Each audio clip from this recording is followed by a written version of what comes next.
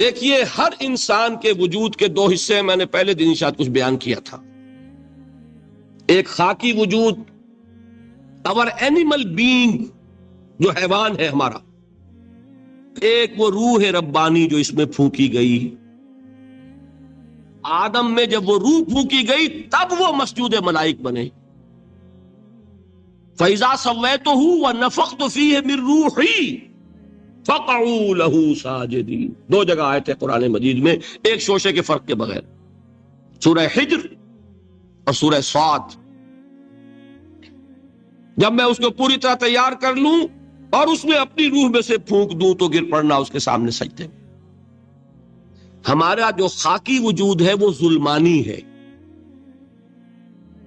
اور جو ہمارا روحانی وجود ہے وہ نورانی ہے. اس کی نسبت کس سے ہے؟ اللہ سے. بات سمجھ میں آئی؟ لیکن ہم نے اپنے اس نورانی وجود کو اپنے خاکی ظلمانی وجود میں دفن کیا ہوا ہے. اور محمد الرسول اللہ صلی اللہ علیہ وسلم کا وہ نورانی وجود آپ کے اس خاکی وجود پر اس درجے غالب تھا کہ وہ خاکی وجود معدوم کے درجے میں ہے، لیکن وہ حضور صلی اللہ علیہ وسلم پر اثر انداز نہیں ہو سکتا. وہی خاکی وجود ہے جسے ہم نفس کہتے ہیں. نفس غلبہ کر سکتا ہے محمد پر صلی اللہ علیہ وسلم. حضور کی شخصیت کی نورانیت نے آپ کی شخصیت کے خاکی وجود کا احاطہ کیا ہوا. ہماری شخصیت کی ظلمانیت نے ہماری اس نورانیت کو گل کیا ہوا، دفن کیا ہوا، چھپایا ہوا. بس یہ فرق ہے. انہیں آپ کہہ لیں نور، صحیح ہے، ان کی نورانیت غالب ہے. یہی بات ہے جو حضور نے اس طرح سمجھائی. دیکھو ہر انسان کے ساتھ ایک شیطان ہوتا ہے. اب کسی صحابی نے بڑی جرت سے کام لیا، پوچھ لیا حضور کہ آپ کے ساتھ بھی ہے؟ ہر انسان کے ساتھ جو کہا نا، تو انسان تو ہے آپ بھی، جو کہ آپ کے ساتھ بھی ہے. آپ نے فرمایا ہے، لیکن میں نے اسے مسلمان کر رکھا. بات ختم ہو گئی. نفی نہیں ہے، وہ میرے تابع ہے، میرا مطیع ہے، مجھے غضب نہیں پہنچا سکتا. ہے تو صحیح، لیکن نہ ہونے کے درجے میں آ گیا کہ نہیں. یہ ہے فرق سارا. اور میں یہاں پہ کوٹ کرنا چاہتا ہوں ایک بہت بڑے بریلوی مکتب فکر کے عالم دین، صاحب زادہ، نام میرے ذہن سے ایک دم اتر گیا، فیض الحسن. اللہ تعالیٰ ان کی خطاؤں سے درگزر فرمائے، ان کی مغفرت فرمائے. آپ نے سنا ہوگا نا نام. انہوں نے ایک روز تقریر کی جو میں نے سنی، اور تقریر کہاں کی؟ ساہیوال میں. وہاں کا ایک بہت مشہور چوک ہے، مہاجرین، مسجد مہاجرین کہلاتی ہے، وہاں تقریر تھی ان کی، میں نے سنی. ان کے الفاظ یہ تھے کہ کیا آپ لوگ ہمیں جاہل سمجھتے ہیں؟ کیا ہمیں عربی نہیں آتی؟ کیا ہم نے قرآن نہیں پڑھا جس میں بار بار یہ لکھا ہوا ہے کہ حضور بشر ہیں؟ حضور بشر ہیں، لیکن اصل میں ہم حضور کی بشریت کو نمایاں کرنے کو سوء ادب سمجھتے ہیں. بات سمجھیے آپ نے، اس قدر پیاری بات ہے. انہوں نے کہا کہ آپ کے باپ کا نام کیا ہے؟ عبد الرحمن. آپ عبد الرحمن کہہ کے پکارتے ہیں انہیں؟ ابا جان. ابھی آپ نے وہ آیات سنی، حضرت ابراہیم نے اپنے مشرک باپ کو یا ابت، یا ابت، بڑا پیارا ترجمہ کیا. ابا جان، ابا جان. کیا نام لیں گے؟ آپ کے باپ کا نام ہے، نام نہیں لیتے آپ. کیوں؟ ادب کی وجہ سے. اسی وجہ سے ہم در حقیقت حضور کی بشریت کو نمایاں کرنے کو سوء ادب سمجھتے ہیں. ورنہ کوئی ہم جاہل ہیں، ہمیں عربی نہیں آتی، ہم نے قرآن نہیں پڑھا، جانتے ہیں کہ وہ بشر. بات سمجھ میں آئی؟ کتنی آسانی سے مسئلہ حل ہوتا ہے، بشرطے کہ نیت حل کرنے کی ہو. آخر آمنہ کے بیٹے ہیں، عبداللہ کے بیٹے ہیں، عبد المطلب کے پوتے ہیں. بچپن آپ پر گزرا ہے، لڑکپن آپ پر گزرا ہے، نوجوانی آپ پر آئی ہے، جوانی آپ پر آئی ہے، شادی آپ نے کی ہے، اولاد آپ کی ہے. کون بے وقوف احمق ہوگا کہ جو آپ کی بشریت کا انکار کرے گا؟ لیکن یہ کہ جس طریقے سے اس کو بیان کیا جاتا ہے وہ ایک مسئلہ بن گیا اختلافی، وہ رد و قضا اور کھینچ تان، اور اس میں بھی سمجھ لیجئے مثلکم پر جو ایمفیسس بعض حضرات دے دیتے ہیں اپنے توحیدی، جو ان کے اندر ایک مزاج ہے، اللہ تعالیٰ ان کے مزاج کو اور پختہ کرے، لیکن اس میں بھی مبالغہ کیا جاتا ہے۔ ایک حدیث مجھ سے سنیے جس میں حضور نے مثل کا انکار کیا۔ مثلکم کا مطلب اگر کسی نے یہ سمجھا کہ بالکل ہم جیسے ہیں تو بہت بڑی مغالطے میں۔ حضور صوم وصال سے منع فرماتے تھے، خود رکھتے تھے۔ صوم وصال کیا ہے؟ آج روزہ رکھا، شام کو افطار نہیں کیا، وہی روزہ رات بھر چل رہا ہے، اگلے دن بھی چل رہا ہے، شام تک کو جا کے پھر کھولا تو 2 دن کا صوم وصال ہو گیا۔ اگلے دن بھی نہیں کھولا، چلا تو 72 گھنٹے کا صوم وصال ہو گیا۔ یہ کیا ہے؟ صوم وصال۔ خود رکھتے تھے اور صحابہ کو روکا۔ صحابہ میں سے کسی نے ہمت کر لی، حضور آپ خود رکھتے ہمیں روکتے؟ فرماتے ہیں ایکم مثلی، تم میں سے کون مجھ جیسا ہے؟ ابھی تو عند ربی، میں تو اپنے رب کے پاس رات گزارتا ہوں، ہوا یطعمنی ویسقین، وہ مجھے کھلاتا ہے پلاتا ہے۔ بتائیے کون ہے جو اس کا دعویٰ کرے گا؟ حضور کے خصائص ہیں۔ حضور خود فرماتے ہیں تم صرف سامنے سے دیکھتے ہو، میں پیچھے سے بھی دیکھتا ہوں۔ کہاں ہوا وہ مثلیت؟ اگر آپ نے بالکل اپنے جیسا سمجھ لیا تو بڑے مغالطے میں ہیں۔ نبی کا مقام ہے، نبی کا رتبہ ہے، نبی کے خصائص ہیں۔ آپ سو گئے تو آپ کی نیند، آپ کی وضو ٹوٹ گئی اور نبی سو گیا تو کہاں گئی مثلیت؟ پھر مثل اس معنی میں کہ بشر ہیں، نسل آدم سے ہیں، اس میں کوئی شک نہیں، اس معنی میں مثل ٹھیک ہے، قل انما انا بشر مثلکم، لیکن ہر اعتبار سے تو نہیں۔ سب سے بڑا فرق یہی ہے کہ وہی آ رہی ہے، معراج پہ تشریف لے گئے ہیں، اس دنیا میں بیٹھے ہوئے بھی جنت کا مشاہدہ فرما لیتے ہیں، کرا دیا جاتا ہے، دوزخ کا مشاہدہ کرایا جاتا ہے، فرشتے کو دیکھ رہے ہیں۔ یہ چیزیں ہیں، اور پھر خصائص جیسا کہ میں نے عرض کیا کہ آپ پیچھے سے بھی دیکھتے ہیں۔ آپ کا معاملہ یہ ہے کہ آپ اگر سو جائیں تو آپ کا وضو نہیں ختم ہوگا۔ یہ ساری چیزیں جو ہے ان سب کو بیلنس کیجئے تو معلوم ہوگا کہ آپ بشر بھی ہیں، 100% درست، لیکن آپ کی وہ نورانیت، آپ سراج منیر، ہدایت کا روشن چراغ، آپ کی جو روح انور ہے، وہ آپ کے اس جسدی وجود پر اس طریقے سے حاوی ہے کہ گویا کہ اس نے اس کی ظلمانیت کو ختم کر کے رکھ دیا۔ اس معنی میں کوئی کہے نور مجسم تو مجھے کوئی اعتراض نہیں۔ یہ ہے ان چیزوں کو جمع کرنے کی شکل، خام خواہ کی کھینچتان کے سوا کچھ نہیں۔ بہرحال یہ پہلا حصہ ختم ہوا، شرک فی الذات۔ اب آئیے شرک فی الصفات۔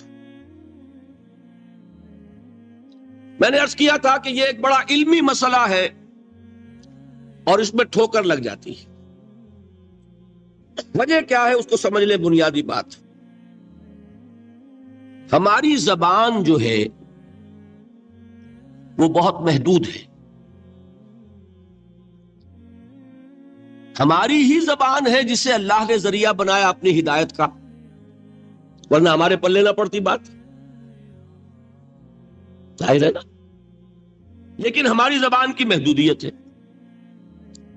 اس محدودیت کا ایک مظہر یہ ہے کہ ہم جو الفاظ اللہ کے لیے بطور صفت استعمال کرتے ہیں وہی الفاظ مخلوقات کے لیے بھی کر لیتے ہیں۔ اللہ موجود، ہم بھی موجود۔ اللہ زندہ، ہم بھی زندہ۔ اللہ علیم، تو انسان علیم بھی علیم نہیں، علامہ بھی ہے کہ نہیں؟ یہ تو بڑا مبالغے کا لفظ ہے، انسان علامہ ہے کہ نہیں؟ اللہ دیکھتا ہے، بصیر ہے، ہم بھی بصیر ہیں۔ اللہ سنتا ہے، سمیع ہے، ہم بھی سنتے ہیں۔ اللہ کو قدرت حاصل ہے، کچھ ہمیں بھی حاصل ہے۔ ایک مکہ مارا تھا حضرت موسیٰ نے، جان نکال دی تھی کہ نہیں؟ ہے نا کچھ نہ کچھ اللہ چاہتا ہے، ہم بھی چاہتے ہیں، اسے دیکھیے چاہت میں وہ ہو گیا تھا جس پر روک دیا حضور نے، ما شاء اللہ وما شئت اجعلتنی للہ ندا، کیا تم نے مجھے اللہ کا مد مقابل بنا دیا؟ دھوکہ ان الفاظ کے اشتراک کی وجہ سے لگ جاتا. بات سمجھ میں آئی؟ اب اس میں فارمولہ میں نے عرض کیا تھا کہ ایک نوٹ کر لیں تو مسئلے سارے حل ہو جائیں. جب ہم کوئی لفظ بطور صفت اللہ کے لیے بولتے ہیں اور اسی لفظ کو مخلوق میں سے کسی کے لیے بولتے ہیں، مخلوق میں سب آ گئے، جمادات، حیوانات، انسان، اولیاء اللہ، فرشتے، انبیاء، رسول، سب مخلوق تو ہیں نا. تو کل مخلوقات کو جب ہم ایک لفظ بطور صفت استعمال کریں گے اللہ کے لیے اور اسی لفظ کو استعمال کریں گے بندوں کے لیے، تو ان میں 3 فرق ہیں جو ذہن میں رہنے چاہیے. گن کر یاد کیجئے. اللہ کی ذات قدیم ہے، ہمیشہ سے ہے، اسی طرح اس کی صفت بھی قدیم ہے، ہمیشہ سے ہے. مخلوقات حادث ہیں، ان کی صفات بھی حادث ہیں.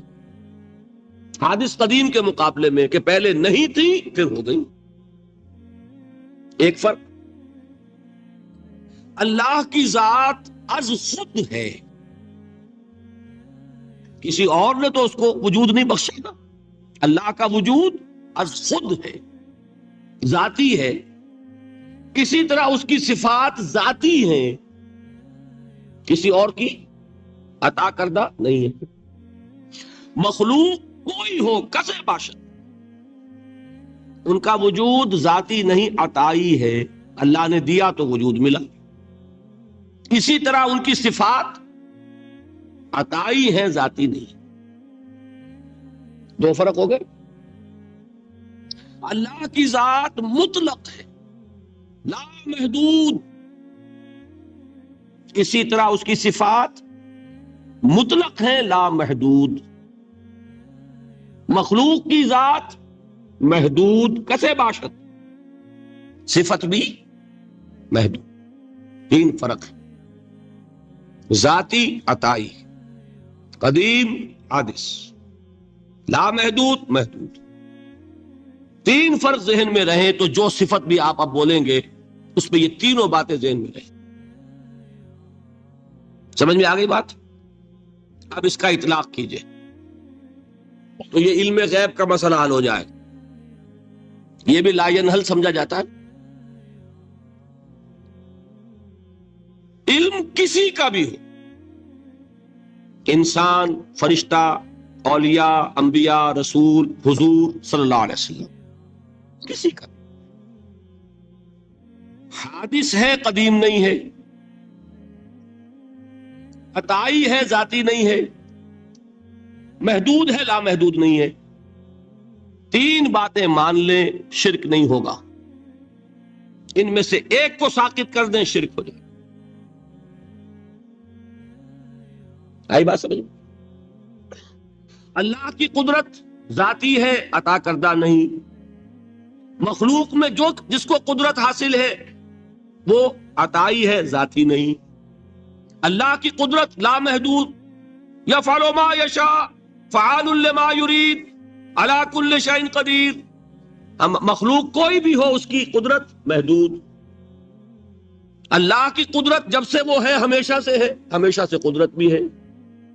اور مخلوق میں سے قدرت یہ حادث ہے. تینوں چیزیں سامنے رہیں، شرک نہیں ہوگا. ایک چیز کی بھی کمی ہو گئی، شرک ہو جائے. یہ ساری صفات پر لے آئیے. اللہ کی حیات ذاتی، ہماری عطائی. لائی حیات آئے، قضا لے چلی چلے، اپنے بس میں نہ آنا تھا نہ جانا ہے. زندگی اس کی عطا کردہ ہے، جب چاہے لے لے. اللہ کی حیات بھی ایسی ہے کیا؟ ذاتی. الحی. ہماری حیات محدود، ویسے بھی محدود، موت آئے گی شاید ختم ہو جائے. چلیے موت ختم نہیں کرتی، ہم سمجھتے ہیں کہ وہ ہماری ابدی ہے، محدود جسمانی میں تو ہے، کھانے کو نہ ملے تو کمزوری، ذرا کام کیا تو تکان، نیند بھی آ رہی ہے، اونگ بھی آ رہی ہے، اور اس کی حیات الحی القیوم لا تاخذہ سنۃ ولا نوم، حیات ذاتی ہے، لا محدود ہے اور قدیم ہے۔ یہاں حیات عطائی ہے اور حادث ہے اور محدود ہے، ساری صفات۔ اس کو ذہن میں رکھ لیجئے۔ تو اب دو مسئلے میں یہاں حل کرتا ہوں۔ جو لوگ کہتے ہیں حضور کو علم غیب نہیں تھا، اور جو کہتے ہیں تھا، بدقسمتی سے دونوں نے ڈیفینیشن علیحدہ کر لی۔ جو ڈیفینیشن نفی کرنے والوں نے کی ہے اس کی وجہ سے، اس کے اعتبار سے واقعتاً نہیں تھا۔ انہوں نے ڈیفینیشن یہ کی ہے، تعریف یہ کی ہے، وہ علم جو خود حاصل ہو جائے، اللہ کا عطا کردہ علم جو ہے وہ کہتے وہ غیب نہیں ہے۔ تو وہ بھی مانتے ہیں کہ ہر علم جو حضور کو حاصل ہے وہ اللہ کا عطا کردہ۔ میں سائی والی میں یہ سارے مرحلے میں نے طے کیے نا اپنے زمانہ طالب علمی میں۔ مولانا منظور احمد شاہ صاحب ہیں سائی وال میں ایک، میں ان کے پاس حاضر ہوا، میں نے کہا جی یہ مسئلہ کیا ہے علم غیب کا، مجھے ذرا سمجھائے۔ انہوں نے ایک کتاب اپنی نکالی کہ دیکھیے صاحب، ہم حضور کے علم کے بارے میں یہ باتیں مانتے ہیں، حضور کا علم حادث ہے، قدیم نہیں ہے، حضور کا علم محدود ہے، لا محدود نہیں ہے، حضور کا علم عطا کردہ ہے، ذاتی نہیں۔ میں نے کہا یہ تین باتیں اگر آپ مان لیں تو میرا تو جھگڑا کوئی نہیں آپ سے۔ ہوتا کیا ہے جب آئیں گے وعظ میں، خطابت میں، تو عالم ما کان وما یکون، اب الفاظ وہ استعمال کر جائیں گے۔ ایک واعظ ہے، عام مقرر ہے، واہ واہ ہوتی ہی نہیں، نعرے لگتے ہی نہیں، محفل میں گرمی آتی ہی نہیں جب تک کہ ایسے مبالغے نہ کریں۔ لیکن وہ چیز لکھی ہوئی ان کے ہاں ہے کہ حضور کا علم حادث ہے، قدیم نہیں ہے، حضور کا علم محدود ہے، لا محدود نہیں ہے، حضور کا علم عطائی ہے، ذاتی نہیں ہے۔ ان تینوں چیزوں کے بعد کوئی بڑے سے بڑا وہابی اور بڑے سے بڑا اہل حدیث بھی انکار نہیں کرتا۔ باقی یہ بات جان لیجئے کہ غیب اور حضور یا شہادہ یہ در حقیقت عام انسانوں کے اعتبار سے الفاظ استعمال ہوئے۔ جب قرآن میں کہا جاتا عالم الغیب والشہادہ، اللہ غیب اور جو ظاہر ہے یا موجود ہے سب کا جاننے والا ہے، تو مجھے بتائیے اللہ کے لیے کوئی غیب ہے؟ اللہ کے لیے کوئی شے غیب ہے؟ تو کیوں کہا جا رہا ہے عالم الغیب والشہادہ؟ وہ ہمارے اعتبار سے کہا جا رہا ہے، جو تمہارے لیے غیب ہے اللہ اس کو بھی جانتا ہے، اور جو تمہارے سامنے اللہ اسے بھی جانتا ہے۔ اللہ کے لیے تو کل شہادہ ہے، کسی شے کا لا یعزب عنہ مثقال ذرۃ فی السماوات والارض، آسمانوں اور زمین کا ایک ذرہ بھی اس سے غائب نہیں ہوتا۔ غیب کا وجود کیا اللہ کے؟ تو یہ الفاظ مستعمل ہے ریلیٹو ہمارے اعتبار سے، اور ہمارے اعتبار سے جو شے غیب ہے اس میں سے ایک حصہ اللہ دیتا ہے نبی کو، تبھی تو نبی بنا۔ فرشتے کو دیکھا، فرشتہ ہمارے لیے غیب ہے۔ جنت دکھائی کہ نہیں دکھائی، ہمارے لیے غیب ہے کہ نہیں ہے۔ دوزخ کا مشاہدہ کرایا کہ نہیں کرایا، ہمارے لیے وہ غیب ہے کہ نہیں ہے۔ جو چیزیں ہمارے لیے غیب ہیں انہی کے پردے اللہ کچھ اٹھاتا ہے، کل غیب نہیں۔ کل غیب کا علم ہو جائے گا تو وہ شرک ہو جائے گا۔ کل کا لفظ جہاں آیا شرک ہوا۔ جب آپ کہہ رہے ہیں محدود ہے، لا محدود نہیں ہے، تو کل کا لفظ استعمال نہیں کر سکتے۔ لیکن غیب میں سے کچھ علم دیا گیا تبھی تو نبی بنا، ورنہ میرے اور نبی میں فرق کیا ہوا پھر؟ البتہ یہ کہ وہ غیب کا علم ہو یا حاضر کا علم ہو، سائنٹیفک نالج ہو یا وحی کا علم ہو، کوئی بھی علم ہو، آیت الکرسی کے الفاظ نوٹ کیجئے، یعلم ما فی السماوات وما فی الارض، وہ جانتا ہے، ولا یحیطون بشیء من علمہ الا بما شاء، مخلوق میں سے کوئی بھی اس کے علم میں سے احاطہ نہیں کر سکتا مگر جتنا وہ چاہے. اب یہ بات علیحدہ ہے کہ ہم کون ہے طے کرنے والے کہ ناپے بیٹھ کر کہ اللہ نے ابراہیم کو کتنا علم دیا؟ ہم ناپ سکتے ہیں؟ عیسیٰ کو کتنا دیا ہم جان سکتے ہیں؟ تو ابراہیم کا، موسیٰ کا، عیسیٰ کا نہیں ناپ سکتے تو محمد الرسول اللہ کا کہاں ناپیں گے؟ یہ پاگل پن ہے، یہ ہے جو غلطی ہوتی ہے. ہم کون ہے طے کرنے والے؟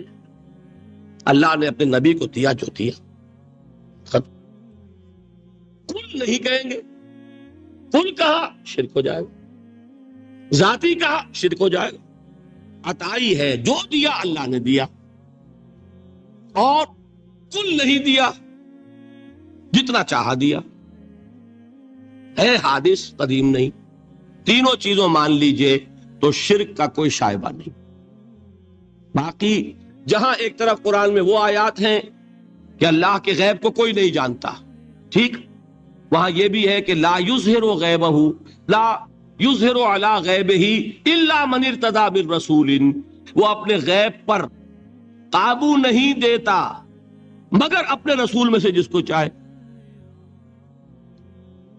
یہ دونوں آیتیں قرآن کی ہے کہ نہیں؟ اسی لیے در حقیقت جو غیب کی نفی کرتے ہیں حضور سے، وہ کہتے ہیں کہ از خود معلوم ہونے والی شے غیب ہے. ہم کہتے ہیں از خود تو کوئی بھی شے کسی کو معلوم نہیں. ہمیں حاضر کا علم بھی اللہ ہی دیتا ہے تو ہوتا ہے، غیب کا تو بہت دور کی بات ہے. یہ مسئلے بڑے سیدھے ہیں، خام خواہ ہم نے پیچیدہ بنایا ہوا ہے. خدا کے لیے ان مسئلوں کو سلجھائیے اور جوڑیے، کاٹنے کی بجائے جوڑنے کی فکر کیجیے کہ بھائی یہ اپنی اپنی جگہ پر علیحدہ علیحدہ تم نے تعریفیں کر رکھی ہیں اس لیے جھگڑ رہے ہیں، ورنہ دونوں باتیں صحیح ہیں. ایک مسئلہ ذرا اور زیادہ علمی ہے، میں ذرا پریشان ہو رہا ہوں کہ وقت زیادہ ہو رہا ہے. وہ مسئلہ ہے وحدت الوجود کا. ہمارے بہت سے صوفیہ وحدت الوجود کے قائل ہیں، اور ہمارے کچھ لوگ جو معترض ہیں وہ وحدت الوجود اور ہمہ اوست کو کنفیوز کر دیتے ہیں، ایک سمجھ لیتے ہیں. ہمہ اوست میں بیان کر چکا ہوں کہ بدترین شرک ہے. وحدت الوجود اور شے ہے، باریک بات ہے، سمجھ میں نہیں آتی عام لوگوں کے. سادہ ترین الفاظ میں آپ کو سمجھاتا ہوں. ایک نظریہ یہ ہے کہ اللہ ہی نے یہ روپ دھار لیا، یہ ساری چیزیں بالفعل موجود ہیں، یہ بھی ہے، یہ بھی ہے، یہ بھی ہے، اور یہ سب اللہ ہی ہے. یہ بدترین شرک ہے، شرک فی الذات. ایک لوگوں کی رائے یہ ہے کہ یہ کچھ ہے ہی نہیں، یہ سراب ہے. سراب میں کیا ہوتا ہے؟ آپ کو پانی نظر آتا ہے نا؟ ہوتا ہے پانی؟ نہیں. ہر چند کہے کہ ہے، نہیں ہے، ہے ہی نہیں. بس اللہ ہی ہے، یہ ہے ہی نہیں. دیکھیے ایک شعر ہے، کل ما فی الکون وہم او خیال اور عکوس فی المرایا او ظلال.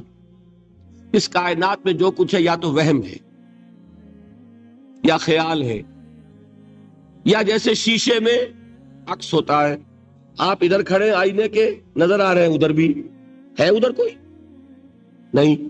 یا جیسے سایہ ہوتا ہے، سایہ، درخت کا سایہ زمین پر پڑ رہا ہے، اس کا کوئی وجود ہے.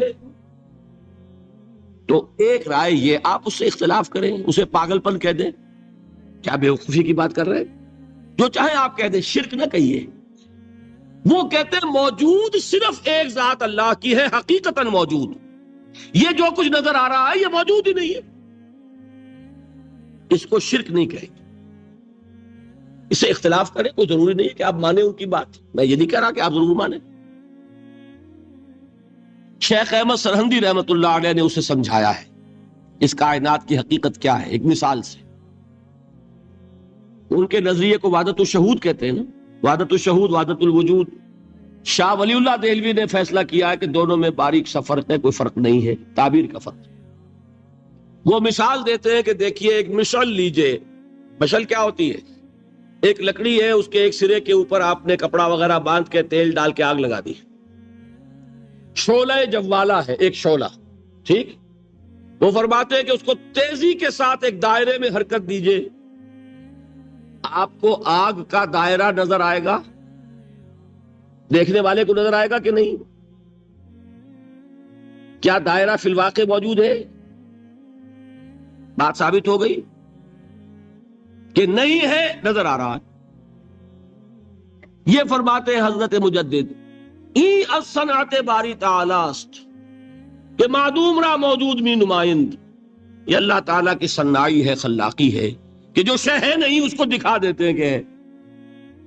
جیسے آپ نے آج سی دائرہ دکھا دیا ہے نہیں، اس کائنات کا کوئی وجود نہیں۔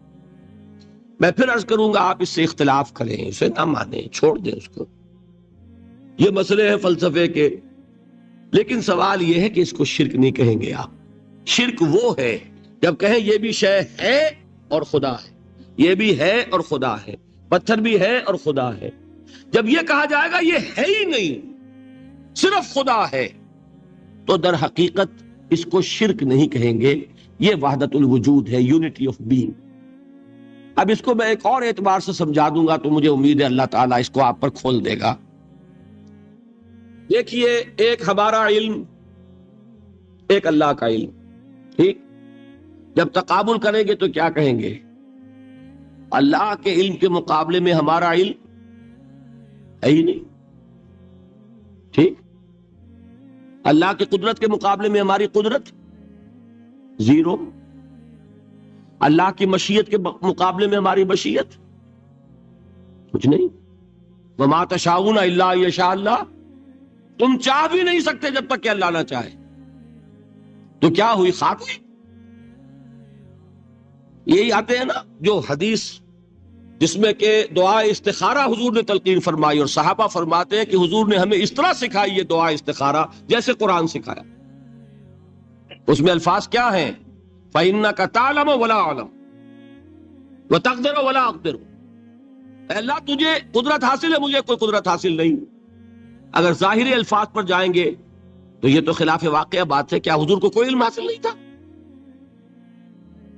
یا تو حضور فرما رہے فَإِنَّكَ تَعْلَمُ وَلَا أَعْلَمُ، یا چلیے اگر کوئی اور عام انسان کہتا ہے میں نہیں جانتا، تو کیا کوئی علم حاصل نہیں اسے؟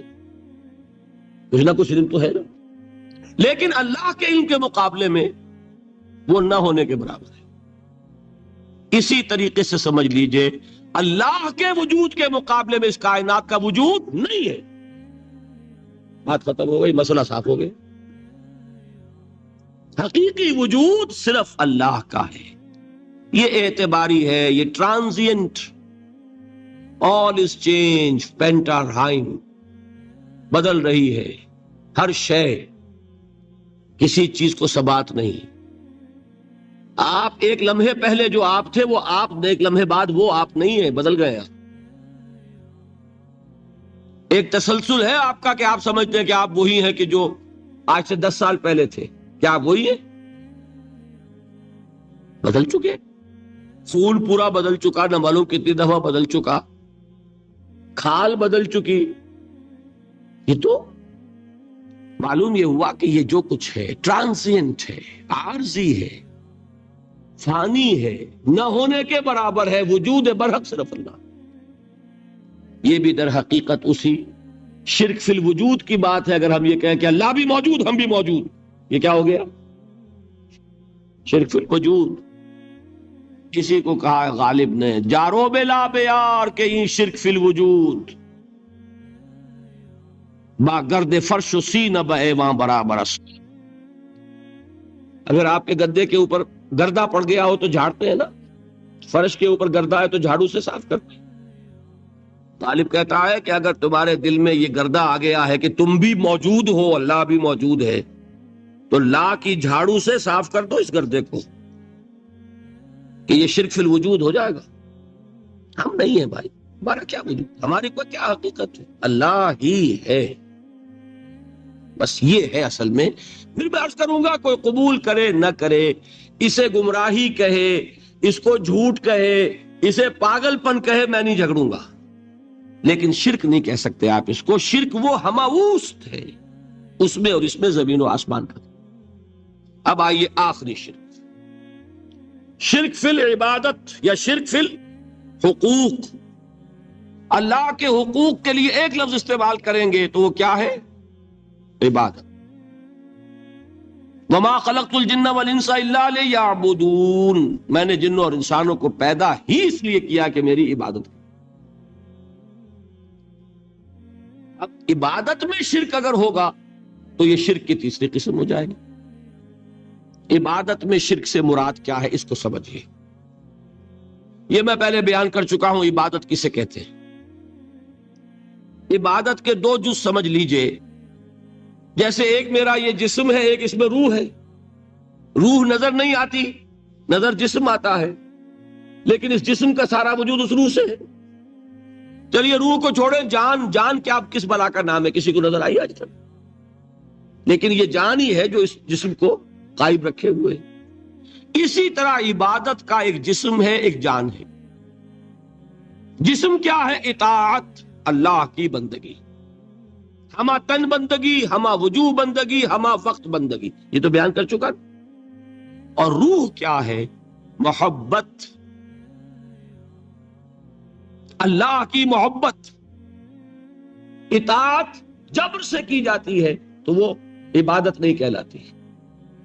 انگریز کی اطاعت ہم کرتے تھے نا، لیکن کیا عبادت کرتے تھے؟ بات سمجھ میں آئی؟ اطاعت تو کر رہے تھے، عبادت نہیں.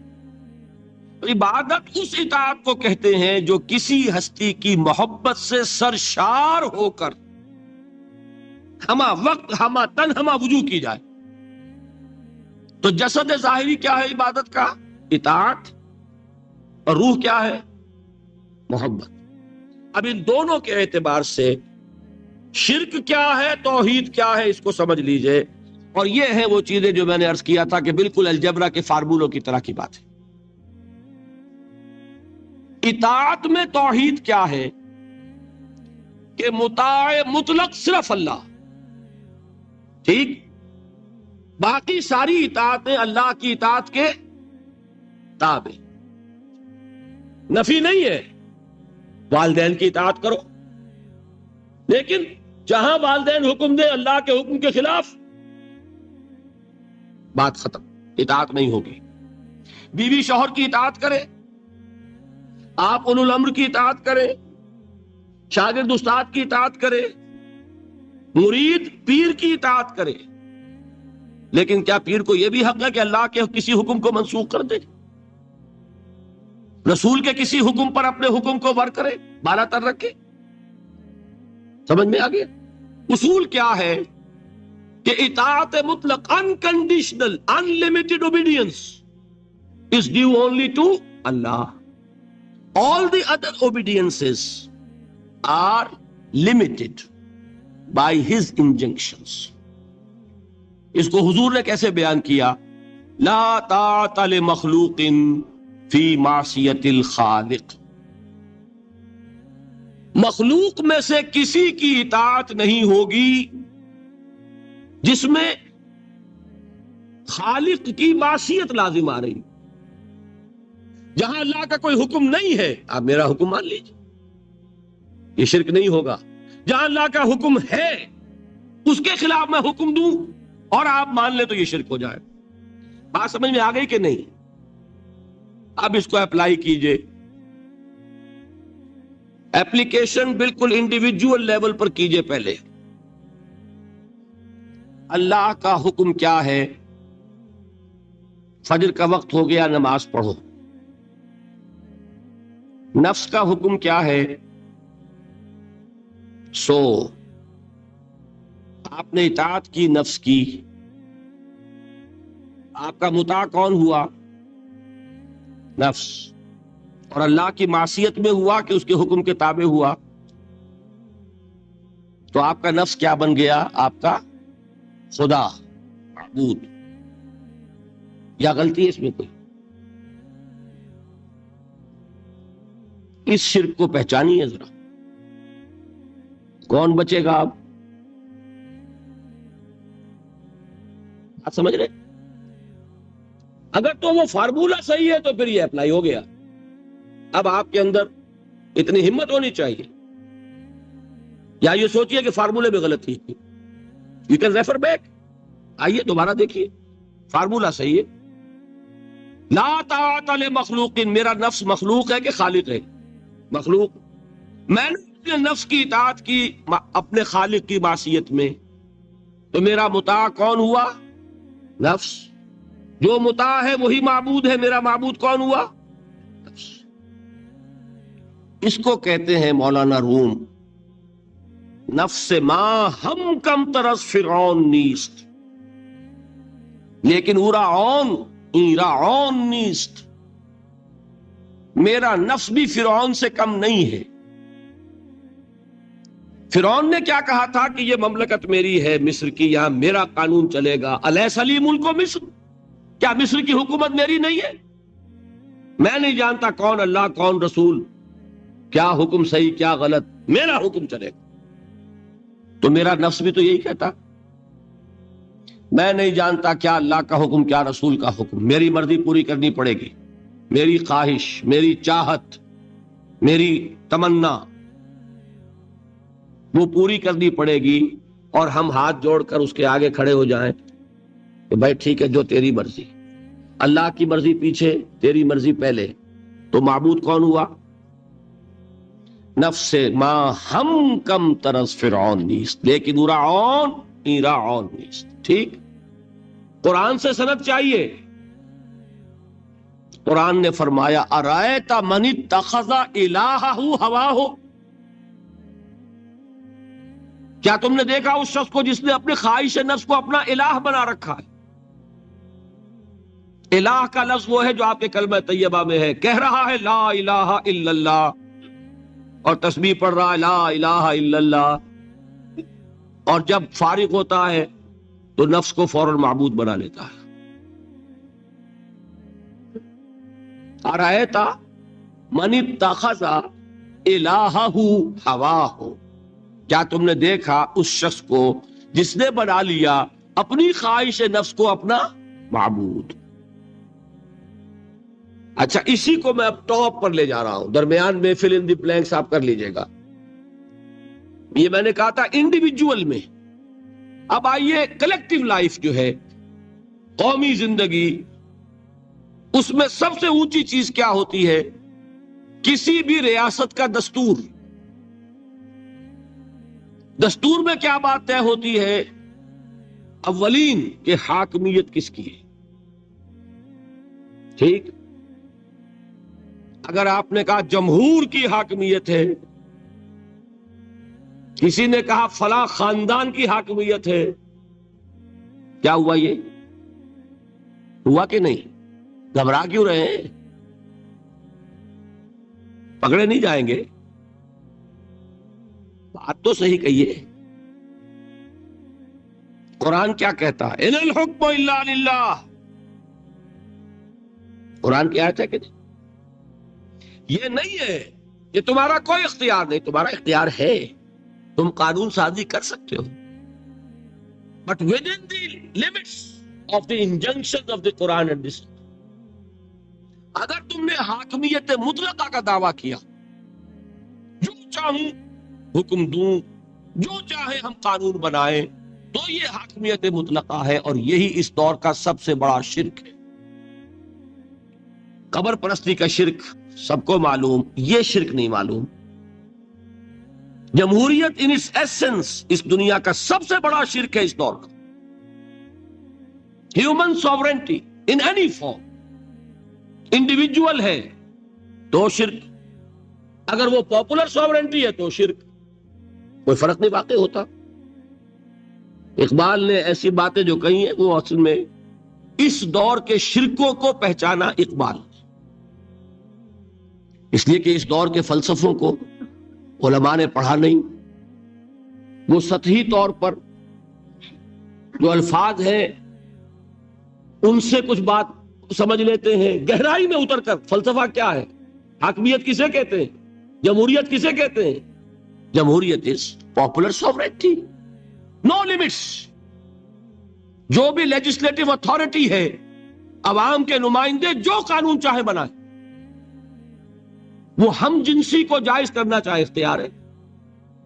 دو مردوں کو میاں بیوی کی حیثیت سے لائسنس دے رہنے کے لیے، لیگل لائسنس. جائز ہے، قانون ان کا، مرضی ہے، جو چاہے بنائے. They don't accept any limitation to their legislative authority. We are sovereign. کیا مطلب؟ ہم جو چاہے قانون بنا. یہی تو شرک ہے. کیا کہا اقبال نے؟ ہم نے خود شاہی کو پہنایا ہے جمہوری لباس، جب ذرا آدم ہوا ہے خود شناس و خود نگر. ابلیس کا ایک چیلا کہتا ہے کیوں گھبراتے ہو جمہوریت و جمہوریت سے؟ وہی بادشاہی ہے، ہم نے اس کو جمہوری لباس پہنا دیا ہے. پہلے ایک آدمی بادشاہ ہوتا تھا، ایک ہوتا تھا فرعون، اب ساری قوم فرعون ہے. وہ فرعون کہتا تھا نا کہ میں جو چاہوں قانون بناؤں. I don't accept any limitation to my authority. But I am the sovereign. آج عوام کہتے ہیں، فرق کیا ہو گیا؟ میں نے کہا تھا نا کہ 2 ٹن گندگی تھی، وہ ایک کے سر پہ رکھی ہوئی تھی، آپ نے ماشا ماشا سب کو بانٹ دی، تو گندگی رہے گی، شرک تو شرک رہے گا. کوئی فرق نہیں نوعیت کے اعتبار سے. ہاں بادشاہت بھی ہو سکتی ہے جائز، اگر بادشاہ خود اللہ کا بندہ ہے، اللہ کے احکام کا پابند ہے اور اللہ کے احکام کو نافذ کر رہا ہو. داؤد بادشاہ تھے کہ نہیں؟ سلیمان بادشاہ تھے کہ نہیں؟ جمہوریت بھی ہو سکتی ہے جائز، بشرطے کہ جمہور یہ تسلیم کر لے کانسٹیٹیوشن میں کہ ہمارا اختیار محدود ہے اللہ اور اس کے رسول کے احکام سے. اب وہ اسلامی جمہوریت ہو جائے. اسلامی بادشاہت تھی داؤد کی اور سلیمان کی. اسلامی جمہوریت اللہ کرے کہ واقعتاً حقیقتاً کسی ملک میں قائم ہو جائے، آج تک تو ہے نہیں، لیکن یہ کہ ہو جائے تو وہ اس دور کا تقاضا ہے. لیکن یہ کہ اگر ہے وہ بات کہ حاکمیت مطلقہ ہے عوام کی، تو گویا کہ عوام نے خدائی کا دعویٰ کیا. سروری زیبا فقط اس ذات بے ہمتا کو ہے، حکمراں ہے ایک وہی باقی بتان آزری. جو کوئی بھی حاکمیت کا مدعی ہے وہ آزر کا تراشا ہوا ایک بت ہے، وہ فرد ہو یا عوام ہو، قوم ہو. ہاں اللہ کو حاکم مطلق مان کر اس کے احکام کے اندر باہمی مشورے سے ایک نظام چلانا، یہ ہوگا صحیح اسلامی نظام. سمجھ میں آئی بات؟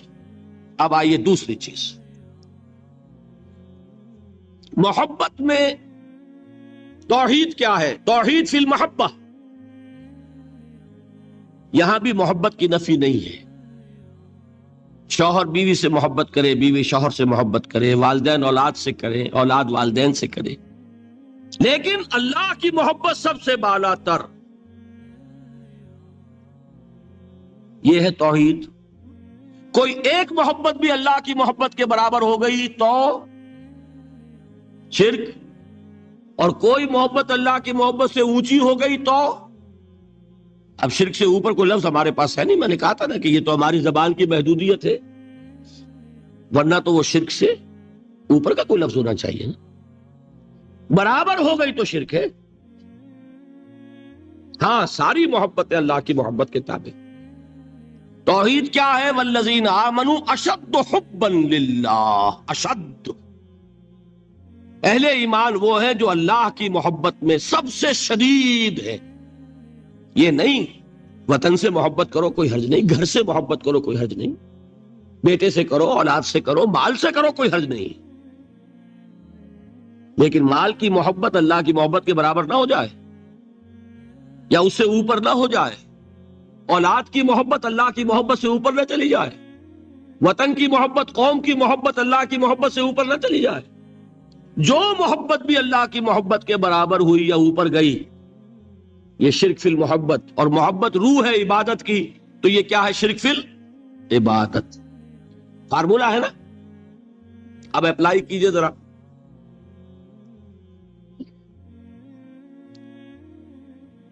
آپ کو معلوم ہے کوئی شے آپ کے لیے لینی حرام ہے،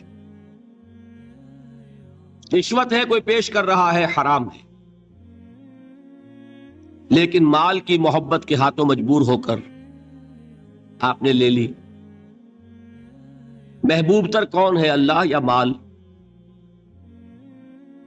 نہیں، اس معاملے میں کون ہے؟ وہ تو مال ہے نا. مشکل ہے، ماننا مشکل ہے. وہ تو چاہتے ہیں شرک کے موضوع پہ تقریر ہو تو بس وہی 2-4 مسئلے جو ہیں انہی پر دھواں دار تقریر ہونی چاہیے، ہمیں کوئی نہ چھیڑے۔ براہیمی نظر پیدا مگر مشکل سے ہوتی ہے، حوث چھپ چھپ کے سینوں میں بنا لیتی ہے تصویریں۔ باہر کے بت آپ توڑ دیں گے، یہ اندر جو بت خانہ آباد ہے اسے کون توڑے گا؟ مال محبوب تر ہو گیا اللہ سے تو آپ کا معبود حقیقتاً کون ہے؟ مال۔ آپ کو کیا کہا جانا چاہیے؟ زرپرست۔ دعویٰ کیا ہے؟ خدا پرستی کا، حقیقت میں ہے زرپرست۔ اور اگر دلیل چاہیے تو حضور کا فرمان تعس عبد الدینار وعبد الدرہم، ہلاک ہو جائے یا ہلاک ہو گیا درہم و دینار کا بندہ۔ کون ہے درہم و دینار کا بندہ؟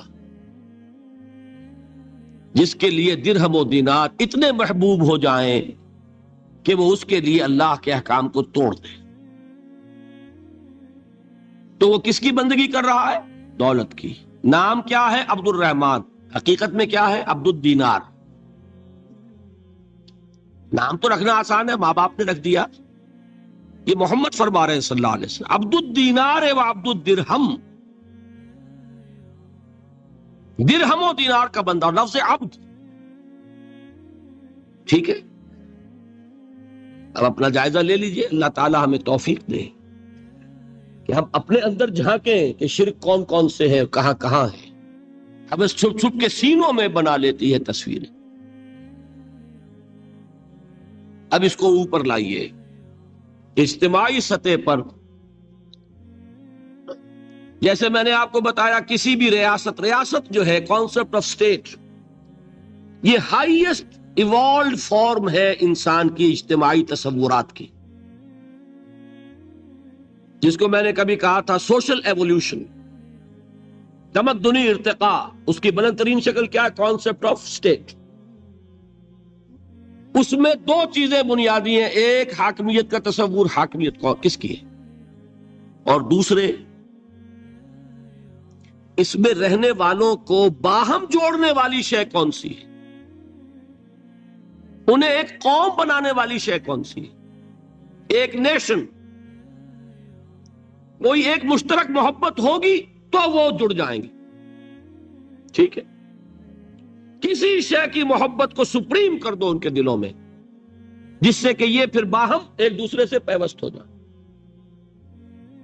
اسی کا نام ہے نیشنلزم، وطن کی محبت، ٹیریٹوریل نیشنلزم۔ اس دور کا یہ قوم کی تشکیل کے اندر سب سے اہم عنصر کیا ہے؟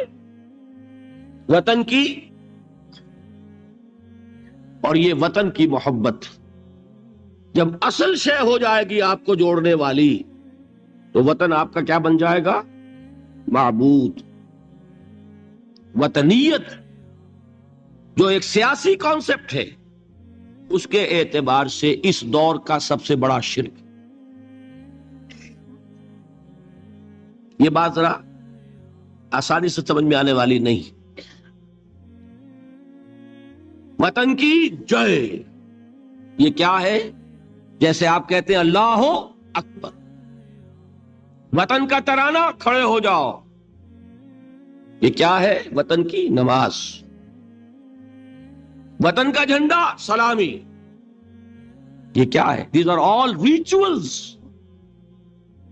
اس معبود کے لیے مراسم عبودیت یہ ہے۔ وطن کی محبت ہر چیز سے بالا، یہی تو ہے شرک۔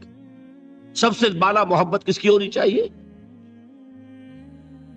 لیکن یہ بھی میں عرض کروں گا، حضور کی حدیث مجھے نہیں معلوم کہ اس کا سند کا درجہ کیا ہے، عام طور پر بیان ہوتی ہے حب الوطن من الایمان، وطن کی محبت ایمان کا ایک تقاضا ہے۔ حدیث ہے یا نہیں ہے، اس بات کو میں صحیح سمجھتا ہوں، انسان کی فطرت کا تقاضا جہاں رہتا ہے اس سے محبت ہوتی ہے، گھر سے محبت ہوتی ہے، شہر سے ہوتی ہے، ملک سے ہوتی ہے۔ لیکن جہاں یہ محبت قومیت کی تشکیل کر رہی ہو، وہاں در حقیقت یہ ہر شے سے بالا تر ہوتی ہے۔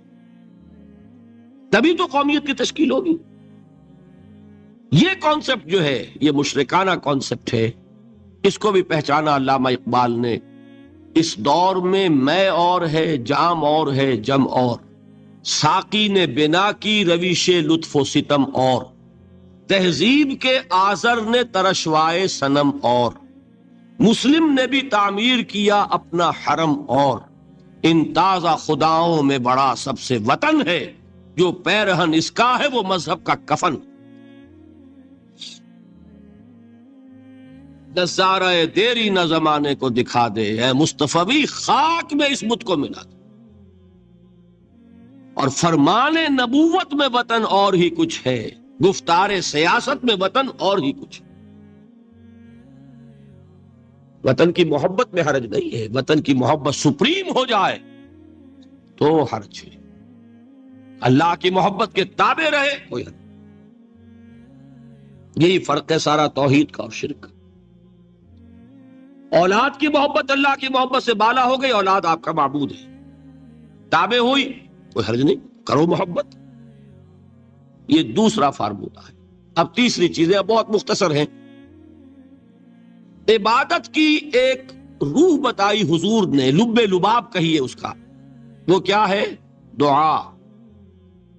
الدعاء مخ العبادہ، الدعاء هو العبادہ. حضور کی یہ دو احادیث بہت سادہ، بہت مختصر. دعا ہی عبادت کا جوہر ہے. مخ کہتے ہیں ہڈی کے اندر جو گودا ہوتا ہے وہ مخ ہے. گودا جو ہے عبادت کا وہ کیا ہے؟ دعا. توحید فی الدعا کیا ہے؟ صرف اللہ کو پکارا جائے. اور شرک فی الدعا، جس کو بھی پکاریں گے آپ مدد کے لیے اس کو آپ نے معبود بنایا ہے. کسے باشد. یہ مسئلہ سمجھ لیجئے. لا تدعو مع اللہ احدا، اللہ کے ساتھ کسی کو مت پکار. حضور نے فرمایا کہ جوتی کا تسمہ بھی مانگنا ہو تو اللہ سے مانگ. اللہ نے تو دروازہ کھولا ہوا ہے، جو چاہو مانگو، کسی اور سے مت مانگو. دیکھیے ایک علمی مسئلے اور ہوتے ہیں. یہ جو روحانیات کا معاملہ ہے، عالم ارواح میں کیا صورت ہے، ارواح صرف کہیں اللہ کے پاس کسی کولڈ سٹوریج میں ہے یا اس کا اس دنیا سے بھی کوئی تعلق ہے، یہ علمی مسائل ہیں. فرض کیجئے اس وقت کوئی ارواح یہاں موجود ہو، فرض کیجئے، میں اس کا انکار نہیں کروں گا. ہو سکتا ہے کہ ہو سکتا ہے کوئی روحانیت والا شخص بتا بھی دے کہ ہاں فلاں کی روح موجود ہے. ہوگی بھائی، اسے نظر آتی ہوگی، ٹھیک ہے. یہ بھی ہو سکتا ہے کہ کوئی شیطان جن ہو اور وہ دھوکہ دے رہا ہو کہ میں فلاں کی روح ہوں. ہو سکتا ہے کہ نہیں؟ لیکن یہ بھی ہو سکتا ہے، وہ بھی ہو سکتا ہے. مجھے